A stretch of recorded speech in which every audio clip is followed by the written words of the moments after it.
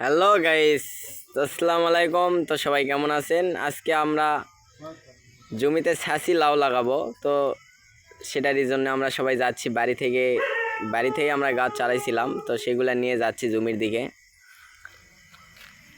ইনশাল্লাহ গাছ খুব সুন্দর বাড়ায় বের হয়েছে। তো বর্ষার জন্য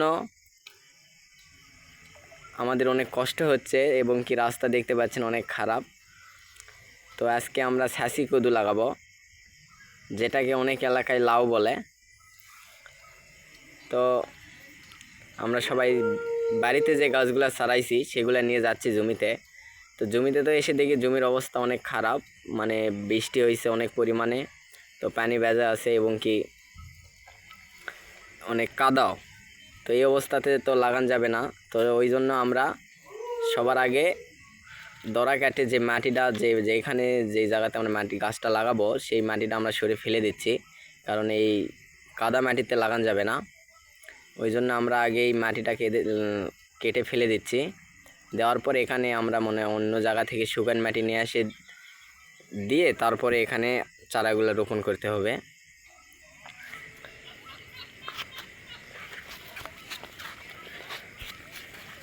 তো আপনাদেরকেও শেয়ার করলাম, যদি আপনাদের ভালো লাগে অবশ্যই লাইক কমেন্ট করবেন।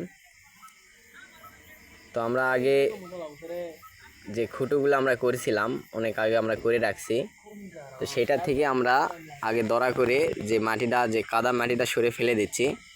এরপরে এখানে আমরা শুকান মাটি নিয়ে এসে দেবো, দেওয়ার পরে আমরা চারাটা লাগাবো। তো সেই জন্যেই আমাদের অনেক কষ্ট হচ্ছে এবং কি অনেক সময়ও লাগবে এই এটা লাগাতে। তো ওই জন্যে আমরা এই যা দেখেন চারাগুলো আমরা ভার নিয়ে যাচ্ছি মাটি নিয়ে আসার জন্য। শুকান মাটি অন্য জায়গা থেকে নিয়ে আসতে হবে, নিয়ে এসে তারপর ওখানে দিতে হবে। তো ওখানে কিছু মাটি রাখা ছিল আমাদের আগে থেকে, অনেক ঘাস হয়ে গেছে, তাই মাটিটা চেয়েছে আমরা সেই মাটিটাই নিয়ে যাব আজকে। এই মাটিটা নিয়ে যাই আমাদের ওই চারা দড়াতে দেওয়া লাগবে, দেওয়ার পর ওখানে আমরা চারা রোপণ করতে পারবো। তো সেই জন্য আমি একটা ভারের মাটি নিচ্ছি, নিয়ে দিয়ে তারপরে আমাদের চারাটা রোপণ করা লাগবে। আপনাদেরকে আগেই বলেছি এখানে আমরা লাগাবো ছাসি লাউ, যেটাকে অনেক এলাকায় কদুও বলে আমাদের বাঙালি গ্রামের এলাকায়।